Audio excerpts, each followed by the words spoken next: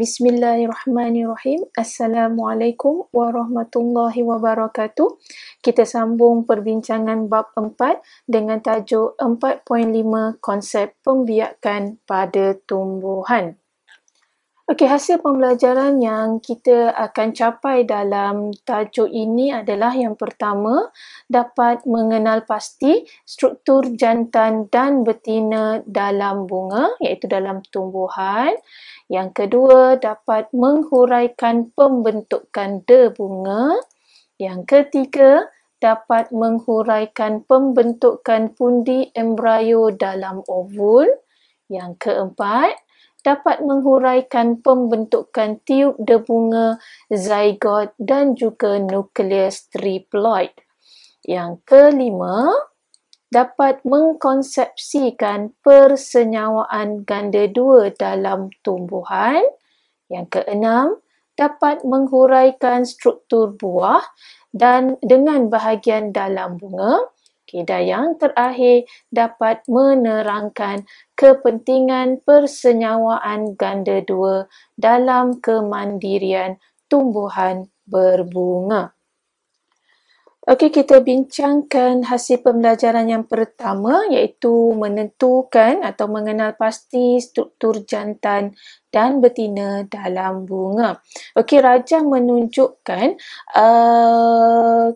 struktur bunga dicotyledon. Kalau kita lihat dalam rajah ini adalah bunga raya, okey, di mana ia telah labelkan bahagian-bahagian dalam bunga tersebut. Dan bunga mempunyai 4 bahagian yang penting, iaitu yang pertama sepal, yang kedua petal, yang ketiga stamen dan yang keempat pistil ataupun carpel.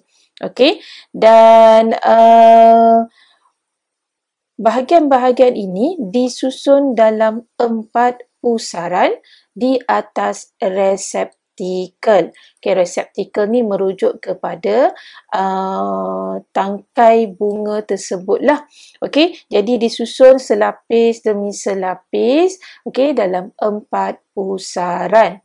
Okey, so kita lihat organ pembiakan bagi jantan. Okey, struktur jantan dalam bunga yang kita panggil sebagai stamen. Okey, dalam rajah inilah bahagian jantan pokok bunga. Okey, ia terdiri daripada anther, okey, yang bahagian bulat macam ni. Okey, kalau kita ambil bunga raya tu yang ada debu-debu, bunga, di situlah anther. Kemudian ia mempunyai filamen, okey, iaitu tangkai yang memegang anther kepada bahagian bawah ataupun ke bahagian receptacle. Okey, tu bahagian yang pertama, iaitu bahagian ataupun struktur jantan dalam bunga. Okey, organ pembiakan betina pula kita panggil carpel ataupun pistil. Okey, letaknya di sini dalam gambar rajah, yang mana ia terdiri daripada stigma. Okey, bahagian di mana nanti bunga akan jatuh, okey, dalam proses pendebungaan. Okey, stigma. Kemudian dia ada stil, iaitu tangkai yang memegang stigma kepada ovary. Okey, dan ovary letaknya di sini, dan di dalam ovary ini terdapatnya ovule, okey, sebagai bahagian pembiakan betina bunga tersebut. Okey, so dalam rajah kita dah identify, telah kenal pasti bahagian-bahagian yang dirujuk sebagai struktur jantan dan bahagian-bahagian betina dalam bunga.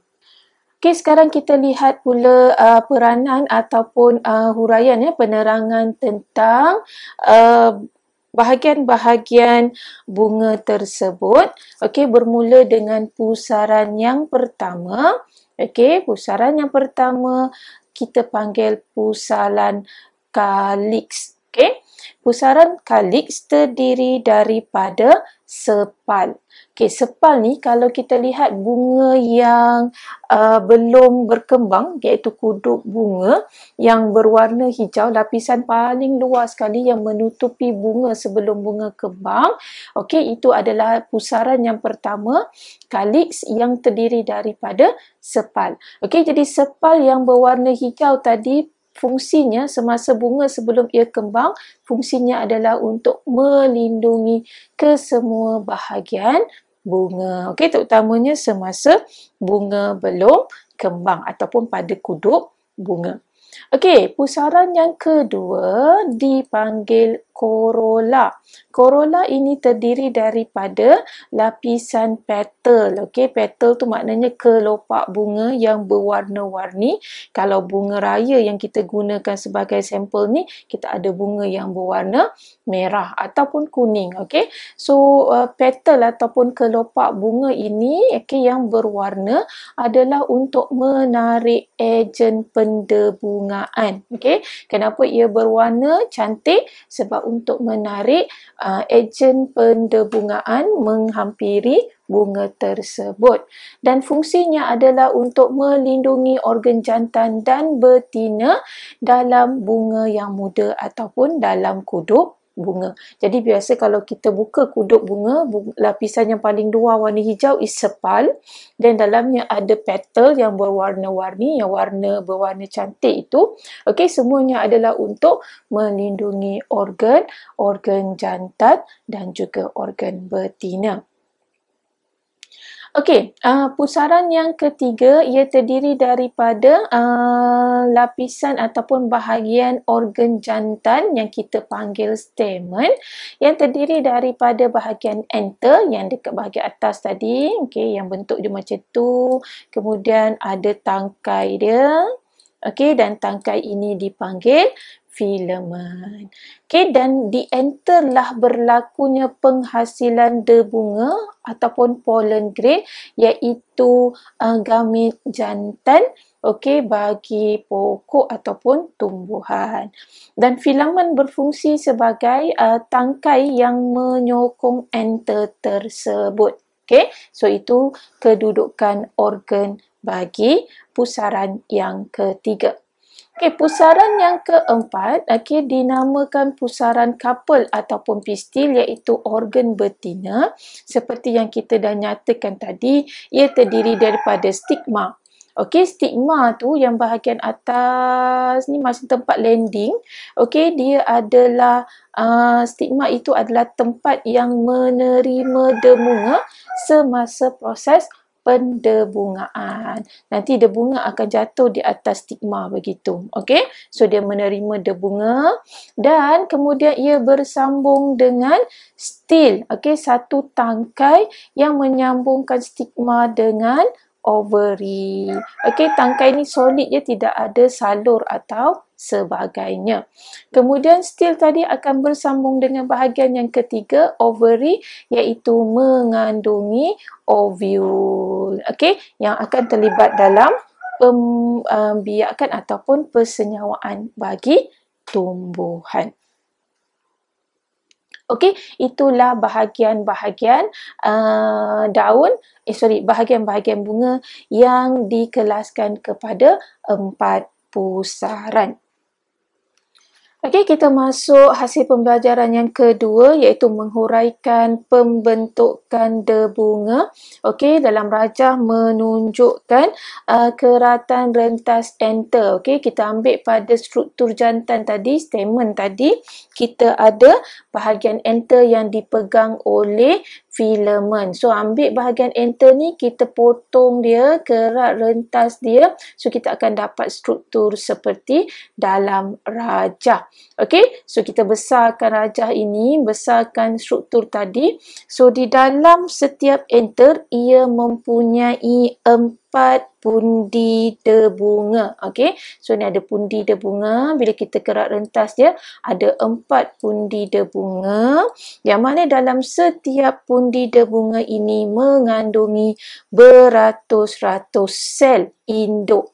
Okey, sel induk debunga ataupun kita panggil sebagai sel induk mikrospora. So ambil setiap pundi ni. Okey, ambil ni pundi pertama, pundi yang kedua, pundi yang ketiga, pundi yang keempat. Dalam setiap pundi ini bila kita lihat sebenarnya ia terdiri daripada beratus-ratus sel induk debunga yang kita namakan sebagai sel induk mikrospora. Jadi bila dia sel induk, dia adalah sel soma, maka dia merupakan sel yang diploid. Macam pada manusia, kita ada sel jelma primordium dalam testis dan ovary. Okey, dalam testis lah. Okey, jadi untuk sel induk, kita ada sel induk mikrospora yang bersifat diploid. Okey, apa yang berlaku kepada setiap sel induk mikrospora? So, kita ambil satu sel induk mikrospora ni. Okey, dan apa yang berlaku padanya ialah okey, so setiap sel induk debunga ini akan melakukan proses meiosis. Okey, meiosis 1, dia akan menghasilkan 2 sel anak. Kemudian dia lengkapkan meiosis. Okey, meiosis 2, ia menghasilkan 4 sel yang haploid. Okey, nampak ada 4 sel haploid dan sel haploid ini kita namakan sebagai tetrad. Okey, so 4 sel haploid ialah tetrad dan tetrad ini nanti akan berkembang menjadi butir debunga. Okey, so dia akan berkembang. Okey, dia berkembang dulu. So dia berkembang. So kita akan dapat 4 butir debunga.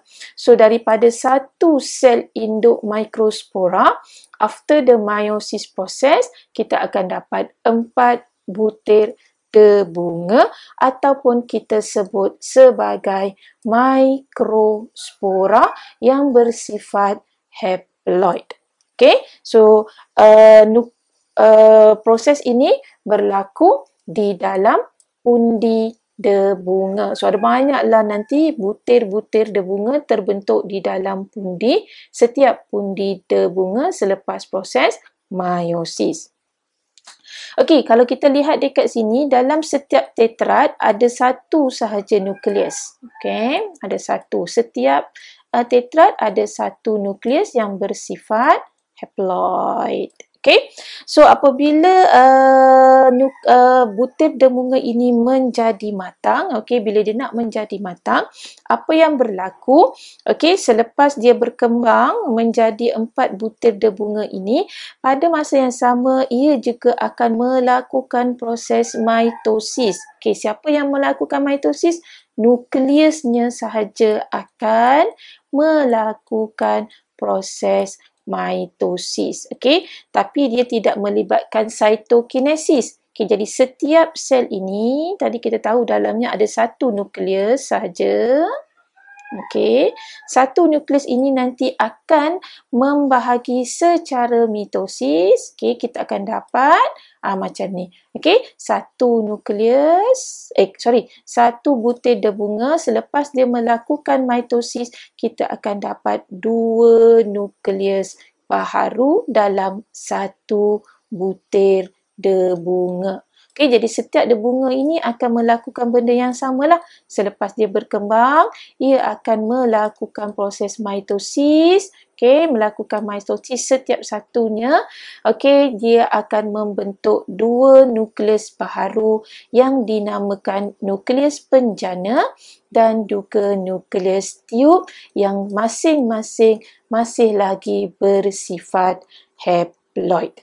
Okey, so itu proses yang berlaku di dalam pundi debunga, okey, yang menunjukkan perkembangan debunga bermula dari sel induk mikrospora sehingga menjadi butir debunga yang matang. Okey, so selepas mitosis dah dapat dua nukleus, nukleus penjana dan nukleus tiup, akhirnya de bunga tadi menjadi matang. Dan dinding butir de bunga ini adalah tebal. Okey, nampak dia punya dinding ni. Okey, dindingnya tebal.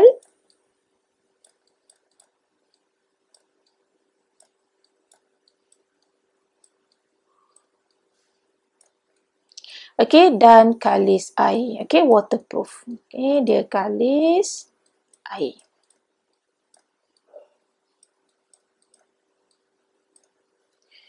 Okey, dan apabila dia matang nanti, barulah dia akan pecahkan dinding yang tebal ini. Okey, dinding yang tebal dan kalis air ini, bila dah matang nanti, dia akan pecah dan dia akan membebaskan butir-butir de bunga matang. Okey, terutamanya apabila dia melakukan proses pendebungaan. Okey, so itulah proses perkembangan de bunga di dalam pundi de bunga.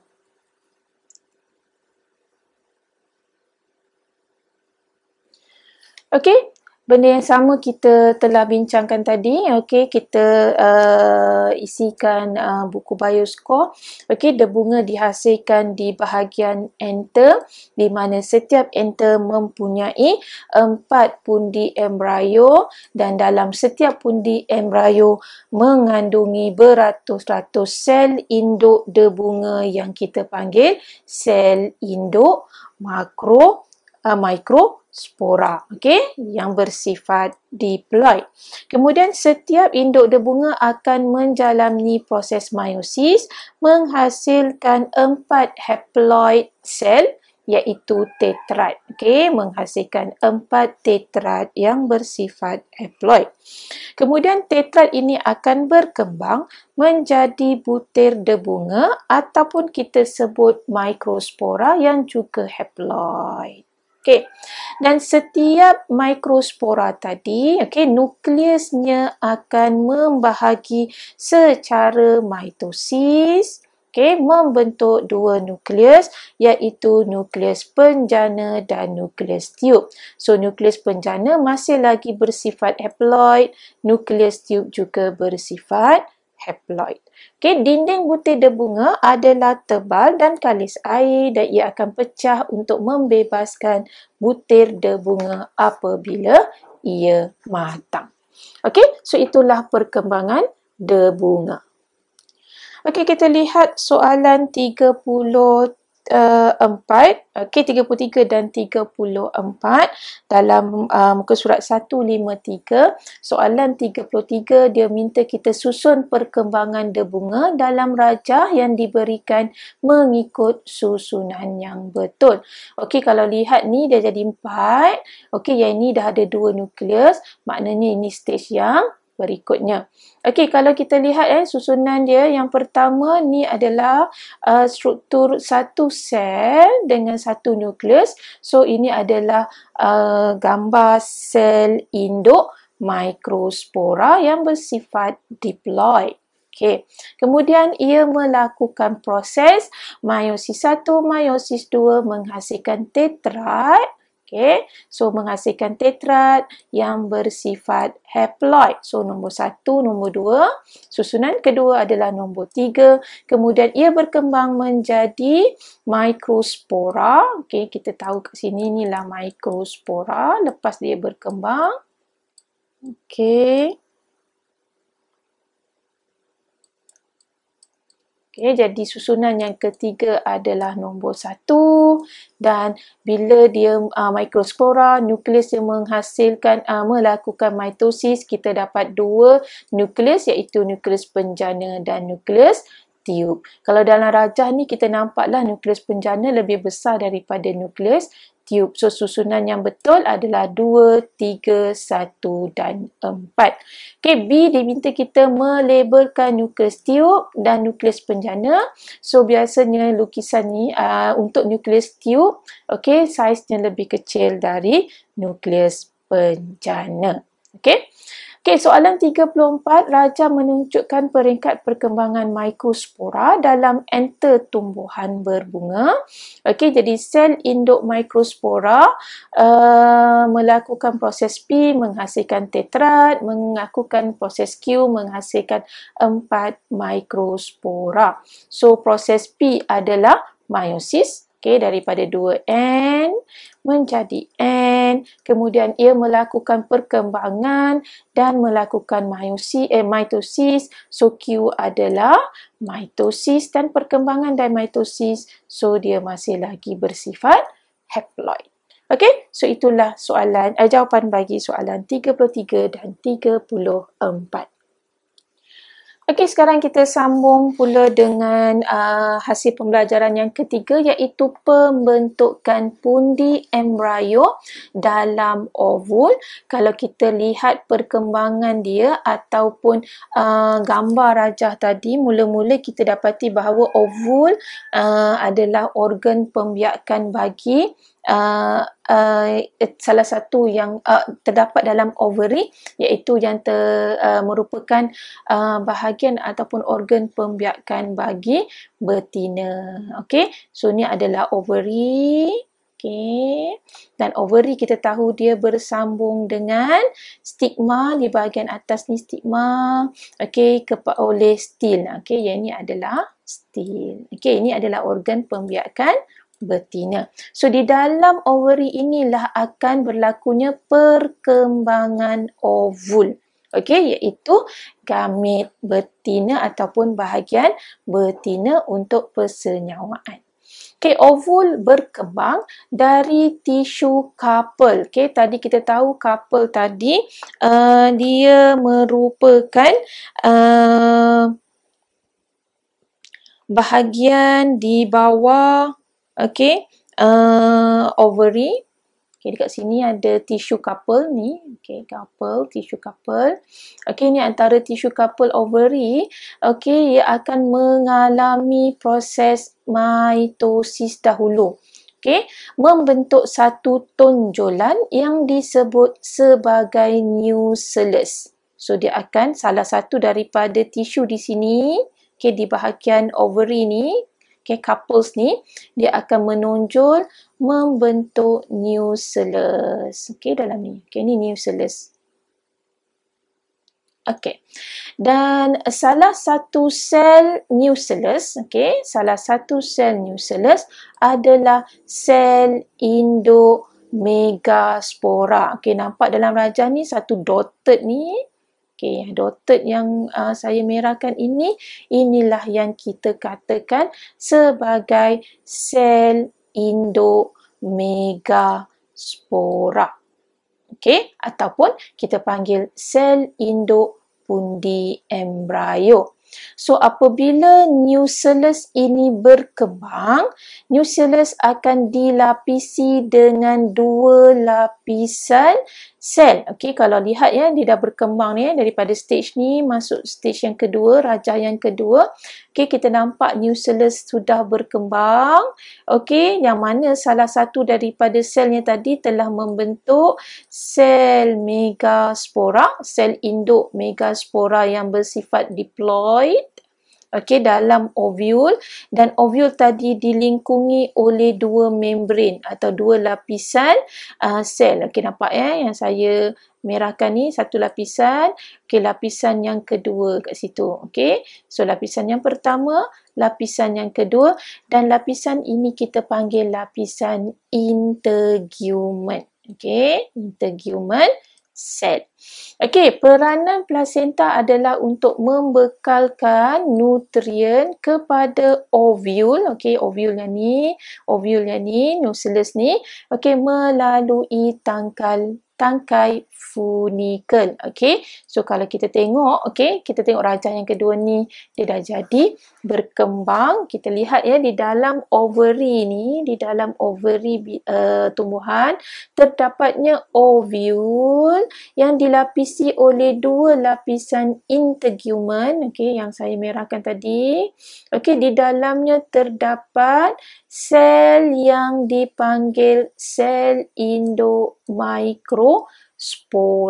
Okey, sel induk microspora, okey, yang bersifat diploid. Okey, so daripada sel induk microspora nantilah ia akan membentuk pundi embrio. Okey, pundi embrio. Okey, pembentukan pundi embrio, kita ambil gambar yang tadi. Okey, kita besarkan. Okey, kita ambil satu daripada sel induk pundi embrio dalam ovul tadi. Ia akan membahagi secara meiosis. Okey, dia mula dengan meiosis 1. Okey, yang ni bersifat diploid ya, sebab sel induk tadi. Okey, kemudian dia menghasilkan 2 sel anak yang haploid selepas meiosis 1. Kemudian setiap satunya mengalami meiosis 2 dan membentuk membentuk 4 sel yang dipanggil megaspora. Okey, menghasilkan 4 sel yang haploid. Okay, kita tahu kan setiap kali meiosis dia akan hasilkan 4 sel haploid dan sel ini kita sebut sel megaspora.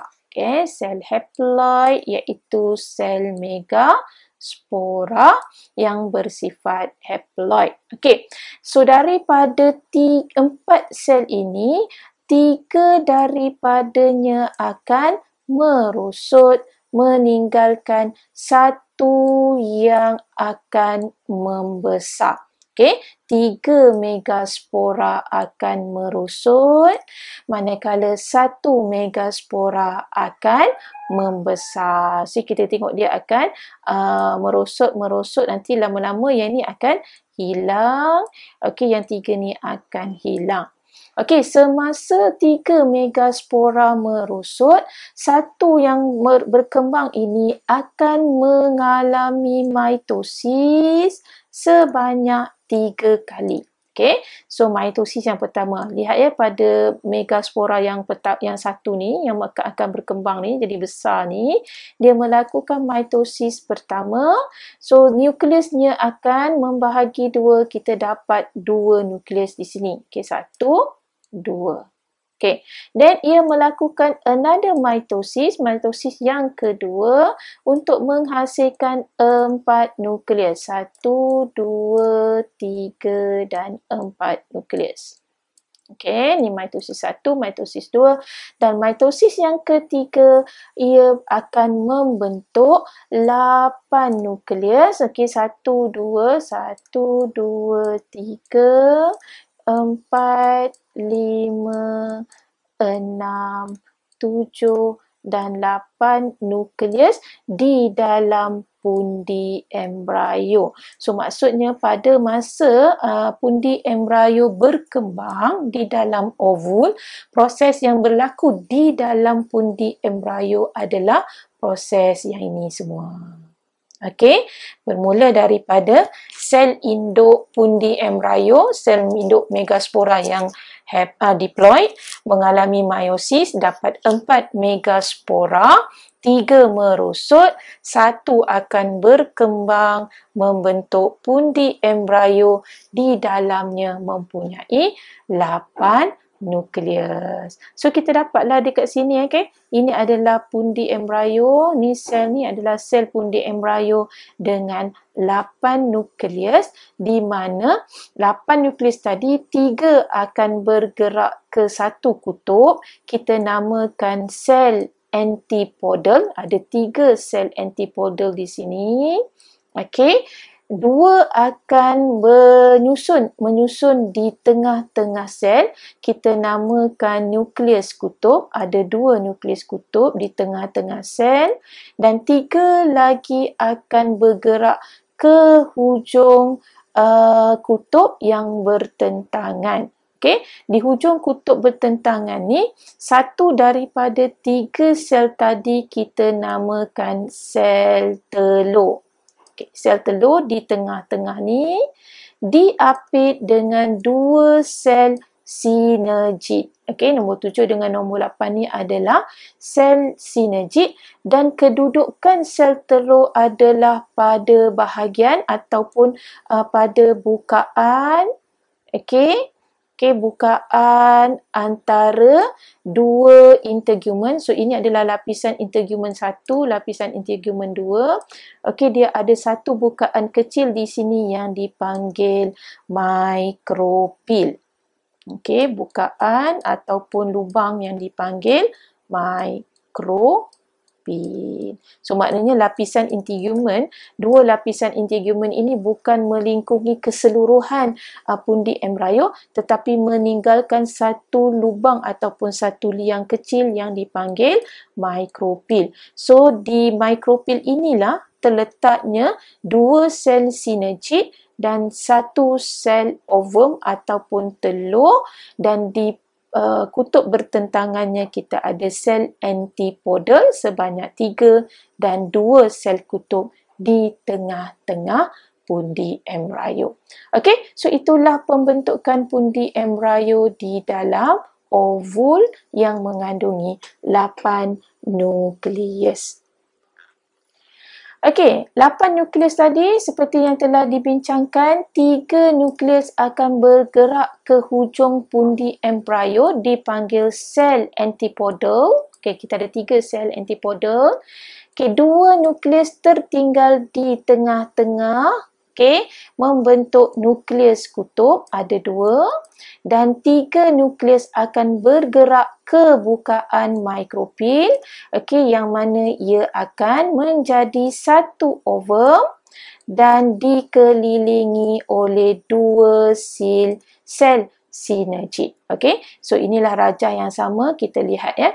So tengok tadi daripada rajah yang pertama, bila ovul berkembang di dalam ovary, yang berlaku di dalamnya adalah pembentukan pundi embrio. So kita dapatlah pundi embrio yang mengandungi 8 nukleus, dilindungi atau dilapisi dengan 2 lapisan integumen dan terdapatnya bukaan kecil, okey, yang dipanggil sebagai mikropil. So apabila ini berlaku, kita akan dapat, okey, tumbuhan tadi akan mempunyai ovul yang matang. Okey, so apabila tumbuhan mempunyai ovul yang matang, ia bersesuaian ataupun sudah tiba masanya untuk proses pendebungaan dan juga proses persenyawaan oleh debunga yang matang.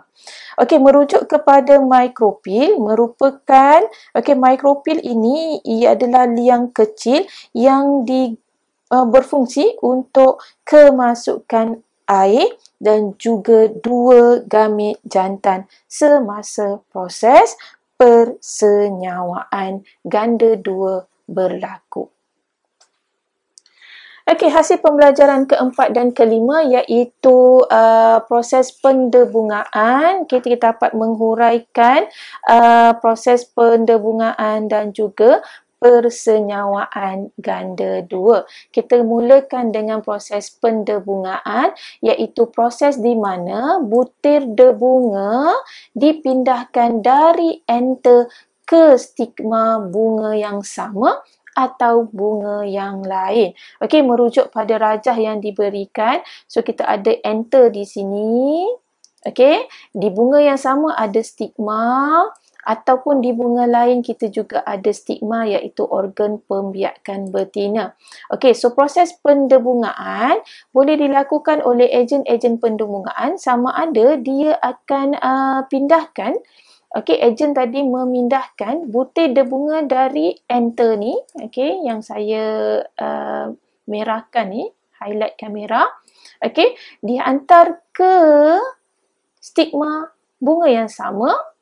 Okey, atau dipindahkan ke bunga yang lain pada pokok yang sama, atau dipindahkan ke stigma pokok bunga yang lain. So ada banyak cara pendebungaan berlaku. So apabila dipindahkan, nanti bunga yang matang tadi akan terletak di atas stigma bunga yang sama atau bunga yang lain.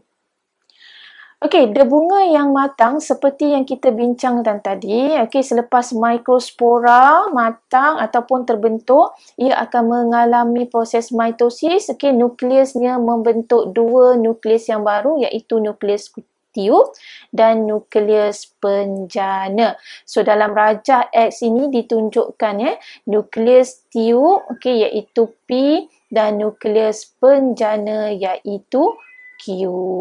Okey. So P nukleus penjana, Q adalah nukleus tiup. Okey. Dan selepas pendebungaan, so apabila bunga yang matang ini jatuh di atas stigma, so kalau saya boleh lukis, okey, ni adalah stigma bunga betina, okey, pokok organ yang betina. So bila jatuh atas stigma, apa yang berlaku? Bunga akan bercambah membentuk tiup bunga. Okey, tadi dia jatuh, okey, ambil stigma tadi macam ni. Okey, bunga tadi jatuh atas stigma, okey macam tu. So bila sampai ataupun terjatuhnya atau terletaknya dipindahkan ke stigma disebabkan kehadiran sukrosa ataupun rembesan gula. So kita akan ada rembesan gula di atas stigma ni. Okey, kita ada gula ataupun sukrosa. Okey, kehadiran gula ataupun sukrosa di stigma ini akan merangsang percambahan bunga iaitu bunga akan mula menghasilkan tiup bunga. Sebab kita tahu di dalam stil tangkai yang memegang stil, tangkai yang memegang stigma itu tidak ada salur okey untuk memindahkan gamit jantan. Jadi apa yang tumbuhan buat ialah bunga tadi akan membina tiup bunga.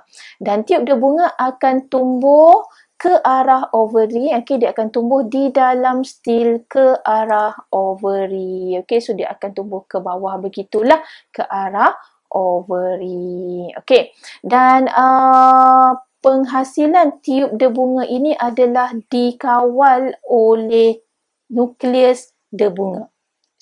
Dikawal oleh nukleus tiup. Okay, tadi kita dapat dua nukleus tadi kan. So peranan nukleus tiup ni, okay, yang berlabel Q ni adalah untuk membina tiup bunga. So dia akan bergerak di hadapan lah. Okay, sepanjang stil tadi dia akan bergerak. Kalau kita lihat, so dia akan bergerak lagi. Okey, nukleus tu tadi akan bergerak dan semasa dia bergerak menghala ke arah ovary, tiup bunga juga dihasilkan. Okey, dan semasa tiup bunga bertumbuh. Okey, maknanya semasa dah hasilkan tiup bunga, apa berlaku dengan nukleus penjana? Okey, nukleus penjana yang berlabel P ni, dia pula akan melakukan mitosis, again membahagikan nukleus penjana itu kepada dua dan sekarang daripada nukleus penjana terbentuknya dua gamit jantan yang haploid. Okey, selepas berlakukan proses mitosis. Okey, tadi katakan tadi nampak ini satu. Okey, nukleus penjana tadi. Okey, apabila dia bergerak bersama-sama dengan nukleus tiup, nukleus penjana telah membahagi secara mitosis membentuk dua gamit jantan. So dua gamit jantan ini akan mengikutilah nukleus tiup sehingga sampai ke ovary ataupun ke bahagian mikropil ovule. Okey, dua gamit jantan akan mengikuti nukleus tiub berbunga sehingga sampai di pundi embryo dan akan menembusi ovul melalui mikropil. Okey, so kalau kita lihat tadi, okey, again dalam gambar rajah ni, debunga jatuh atas stigma, pendebungaan berlaku. Okey, kemudian debunga tadi bercambar, okey, membentuk nukleus, membentuk tiub debunga yang dikawal oleh nukleus tiub.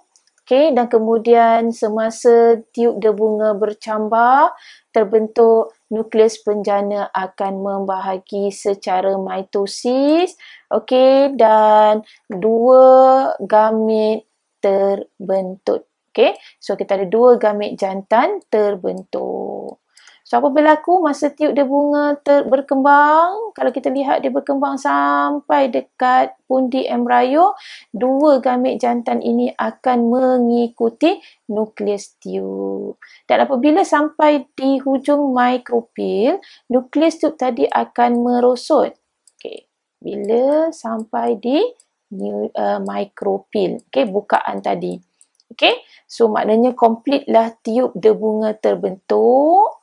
Okay, dan nukleus tiub akan merosot, terurai, hilang, menyebabkan dua gamit jantan tadi memasuki pundi embryo. Okay, so dia memasuki pundi embryo melalui mikropil dan akan melakukan persenyawaan ganda dua. Okay, so dia akan follow lah. Okay, dua gamit jantan akan ikut bergerak. Okay, sampai sini dua tadi akan masuk dalam pundi embryo melalui mikropil. Okey, kita lihat soalan 35. Nyatakan jalan yang dilalui oleh tiub debunga selepas pendebungaan. Jawapannya ialah daripada stigma, dia melalui stil dan akhirnya sampai di ovul, iaitu di pundi embryo. Okey, sekarang kita bincangkan pula bagaimana proses persenyawaan ganda dua berlaku selepas lengkap tiub debunga dihasilkan. Okey, soalan 36 muka surat 156. Okey, so apabila tiub debunga menembusi ovul melalui mikropil, nukleus tiub seperti yang saya sebut tadi akan merosot dan hujung tiub debunga akan pecah. Okey, di mana menyebabkan kedua-dua gamit jantan akan memasuki pundi embryo melalui mikropil. Okey, so mikropil tadi terbuka, so masuklah gamit jantan. Okey, dan apabila kedua-dua gamit jantan telah memasuki pundi embryo, maka satu gamit jantan akan bercantum dengan sel telur. Okey, kita ambil dua gamit jantan ini. Satu yang pertama akan berjantung dengan sel telur dekat sini. Okay, dekat sini ada sel telur. So, dia akan bercantum, gamit jantan tadi, membentuk satu zygote yang diploid. Okay, so nampak dekat sini telah terbentuknya zygote diploid. So, satu kali persenyawaan. Okay. Yang kedua, okay, ambil gamit jantan yang kedua ini pula, okay, apabila dia melalui mikropil dan masuk ke dalam pundi embryo, ia akan bergabung dengan dua nukleus kutub. Okay, gamit jantan yang satu lagi bergabung dengan dua nukleus kutub membentuk nukleus triploid di tengah sel. Okey, so terbentuklah nukleus triploid yang warna biru ini. Okey, hasil gabungan nukleus kutub, dua nukleus kutub, 2N okey, 2 nukleus kutub, kita cantumkan dengan satu gamit jantan, so kita dapat nukleus yang triploid.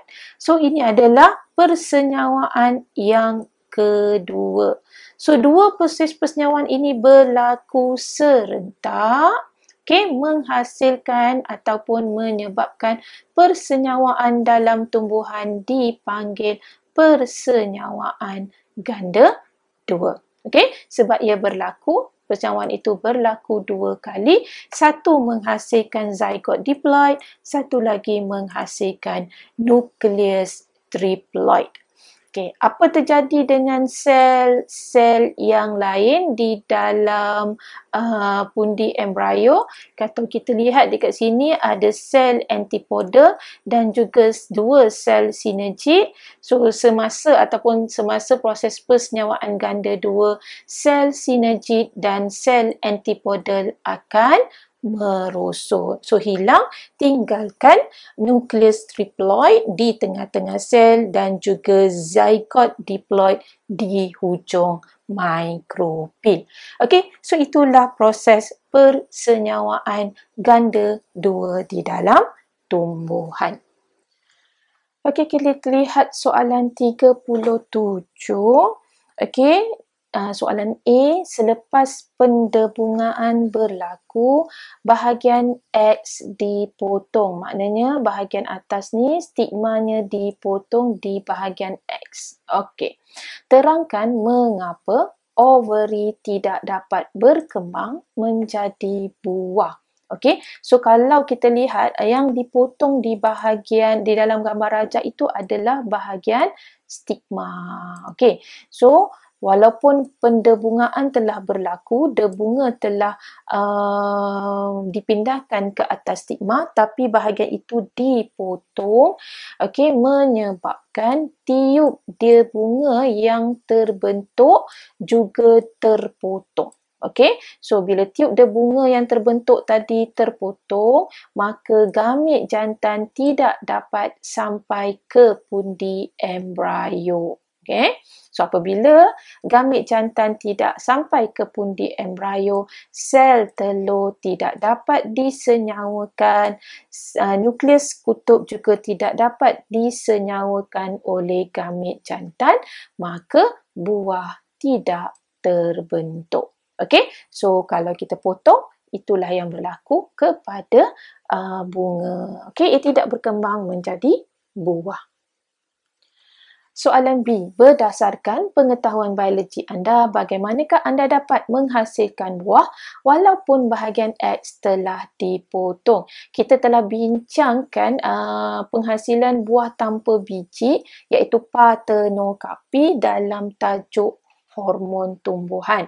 Okey, so kaedahnya ialah dengan menyembur hormon auksin kepada bunga supaya sel ovary boleh membahagi secara mitosis. Okey, sel ovary membahagi secara mitosis untuk menghasilkan buah tanpa biji. So kaedah ini dipanggil partenokarpi.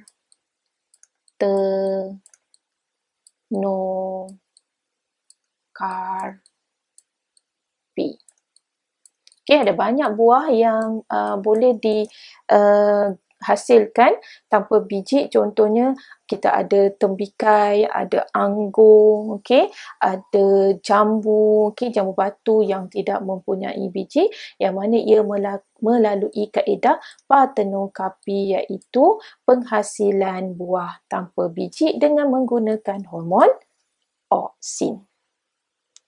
Okey, hasil pembelajaran yang keenam iaitu pembentukan buah dan biji benih. Okey, selepas proses persenyawaan ganda dua tadi, okey, bahagian bunga akan berkembang menjadi buah. Okey, bunga berkembang menjadi buah di mana bahagian P Okay, bahagian P tadi ni kita lihat pada ovule yang matang tadi selepas proses persenyawaan ganda dua.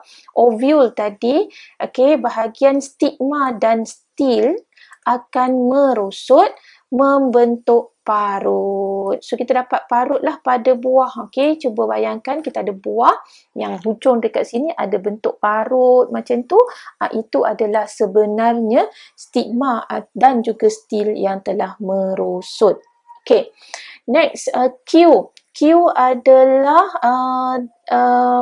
di mana ni adalah ovary.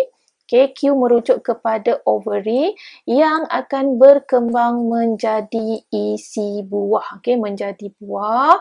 Kalau kita lihat ni mangga ya, buah mangga ni. So, isi buah mangga itu merujuk kepada dinding ovary yang kita makan. Okay, so ovary adalah bahagian yang kita makan, yang isinya manis, yang sedap itu adalah ovary. Okay. Next, R. R merujuk kepada, okay, R ini adalah merujuk kepada ovary. Okay, so R merujuk kepada ovule, merujuk kepada ovule.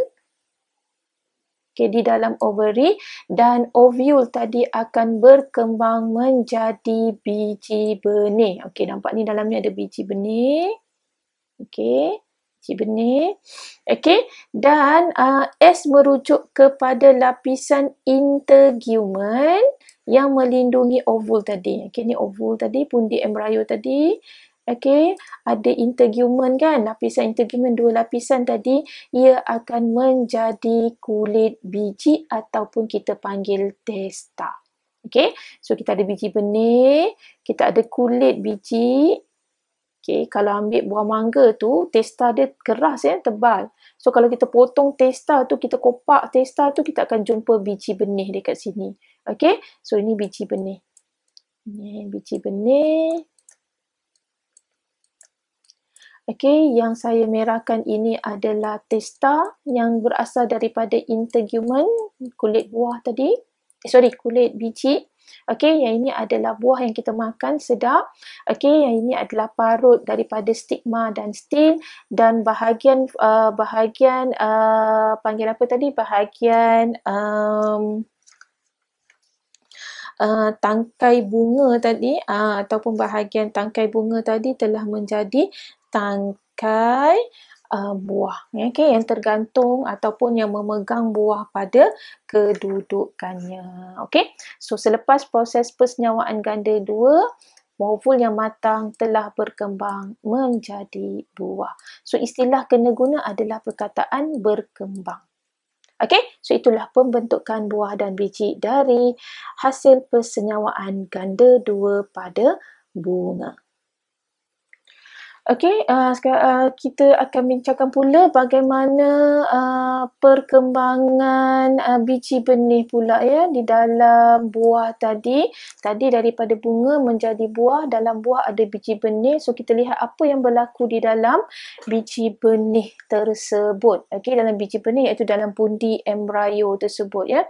Okay, kita tahu dalam pundi embrio selepas proses persenyawaan ganda dua kita ada nukleus triploid dan juga kita mempunyai zygote yang diploid. Okey, ada dua benda dekat situ yang ada dalam pundi embrio yang telah disenyawakan. Okey, so apa berlaku pada nukleus triploid? Okey, nukleus triploid akan membahagi secara mitosis dengan banyaknya untuk menghasilkan tisu endosperma. So kalau lihat gambar rajah yang terakhir ni, okey, tisu endosperma tadi akan mengelilingi embrio, mengelilingi embrio yang mana ia berfungsi untuk menyimpan makanan bagi perkembangan dan percambahan biji benih. Jadi bila biji benih kita campak di dalam tanah tu, dia nak berkembang dan nak bercambah itu dia gunakan makanan yang disimpan di dalam tisu endosperma. Okey. Dan apa yang berlaku kepada zygote diploid? Okey, kita ada zygote diploid. Tadi satu jantan tadi. Okey, zygote yang diploid. Okey. Okey, diploid. ia akan berkembang, berkembang dengan melakukan proses-proses mitosis lah sama, di mana ia akan membahagi menjadi 2 sel, 4 sel dan juga banyak sel. So daripada banyak sel ini dia akan membentuk bahagian yang dipanggil suspensor, tangkai ni bahagian sini. Kemudian dia berkembang lagi di mana ia akan membentuk bahagian yang banyak sel ini yang dinamakan, bahagian yang banyak sel ni dinamakan cotyledon. Cotyledon. Macam dalam rajah ni cotyledon. Dan cotyledon akan bersambung dengan sel-sel lain di dalam ni suspensor ini. Suspensor ini akan mempunyai 2 bahagian iaitu plumule dan juga radicle. Plumule dan juga radicle. Ada bahagian plumule, ada bahagian radicle. So apabila zygote membahagi secara mitosis berulang-ulang kali menjadi struktur begini, struktur ini kita namakan sebagai embrio. Dan di dalam embrio terdapatnya cotyledon, plumule dan juga radicle. So kita lihat dari zygote dalam pokok dicotyledon dia akan membentuk embrio dengan 3 bahagian iaitu cotyledon, plumule dan juga radicle. Di mana nanti plumule akan bercambah masa-masa biji benih bercambah, plumule akan membentuk pucuk. Dan radicle akan membentuk akar apabila embrio tadi atau biji benih tadi bercambah. Dan cotyledon serta endosperma sebenarnya kedua-duanya adalah tempat simpanan makanan bergantung kepada jenis tumbuhan tersebut sama ada dicotyledon atau monocotyledon. Itulah perkembangan biji benih ataupun apa yang ada dalam biji benih semasa bunga berkembang menjadi buah. So dalam biji benih ini yang diperolehi. Kita lihat soalan 40 muka surat 158. Terangkan kepentingan persenyawaan ganda 2 kepada kemandirian tumbuhan angiosperma. Tumbuhan angiosperma merupakan tumbuhan berbiji tertutup. Di mana ia terdiri daripada 2 jenis. Tumbuhan angiosperma ni ada pokok dicotyledon dan juga pokok monocotyledon. Dicotyledon kalau kita lihat bijinya akan terbelah. Contohnya kacang. Kita ambil kacang tanah. Cuba kita belahkan kacang itu. Kita dapati dia akan terbelah dengan cantik. So biji benihnya adalah jenis yang berbiji belah. Boleh dibelah dengan mudah. Manakala pokok monocotyledon, dia adalah tumbuhan yang berbiji tunggal. Contohnya macam jagung. Kalau kita ambil butir jagung tadi, butir jagung tu sebenarnya kita boleh tanam campak jadi biji benih kan. Butir jagung tadi, kalau kita ambil sebutir biji jagung dan kita belahkan dia, kita tak dapat biji yang berbelah. Kita akan dapat satu biji yang tunggal. Jadi tumbuhan angiosperma ini dia adalah semua tumbuhan yang mempunyai bunga yang akan menghasilkan biji tertutup. So ia merujuk kepada tumbuhan yang berbunga lah. Jadi bunga tadi akan menjadi buah seperti yang kita bincangkan selepas proses persenyawaan ganda 2. Kita lihat apa kepentingan persenyawaan ganda 2 ini kepada pokok berbunga Okey, macam pokok bunga yang menjadi buah. Contohnya pokok rambutan. Okey, bunga rambutan akan jadi buah rambutan. Bunga durian menjadi buah durian. Bunga betik menjadi buah betik. Bukannya bunga raya. Bunga raya dia tak jadi buah untuk ni. Okey, jadi bunga-bunga yang menjadi buah tadi kita panggil angiosperma. Okey. Debunga dan sel telur yang terbentuk dari proses meiosis telah mewujudkan variasi. Ingat ya, bila kita menghasilkan ataupun tumbuhan menghasilkan gamit jantan dan gamit betina, ia telah menghasilkan gamit yang pelbagai jenis, jadi ia mewujudkan variasi. Nombor satu, kepentingannya mewujudkan variasi. Okay, yang kedua, pencantuman gamit jantan dan sel telur memastikan maklumat genetik tumbuhan diturunkan dari satu generasi ke satu generasi dan spesies itu dikekalkan. So, maknanya ciri diturunkan untuk mengekalkan spesies. Okay, yang ketiga, tisu endosperma memastikan embrio tersedia semasa percambahan. Okay, jadi makanan tadi dibekalkan kepada embrio oleh tisu endosperma. Okay, jadi bila ada tisu endosperma, dapatlah embrio tadi makanan semasa percambahan.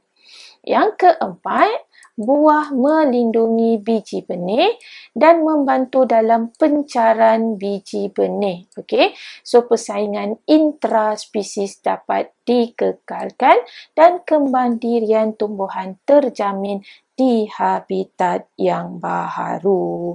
Okey, maknanya dekat sini apabila buah tadi terdapatnya buah dalam biji benih, okey, bila dipencarkan biji benih tadi, dapatlah ia dilindungi. So, kita dapat kemandirian tumbuhan tersebut dijamin di habitat yang baharu. Okey, selesailah perbincangan tajuk 4.5. Okey, so tugasan yang perlu dilengkapkan adalah soalan 37 hingga 39 pada muka surat 158. Okey, so berakhirlah tajuk 4.5 dan kita akan sambung tajuk 4.6, 4.7 dan 4.8 dalam video-video yang berikutnya. Okey, itu sahaja perbincangan 4.5. Diharap pelajar memahami apa yang dibincangkan. Okey, itu sahaja. Sekian. Terima kasih. Assalamualaikum.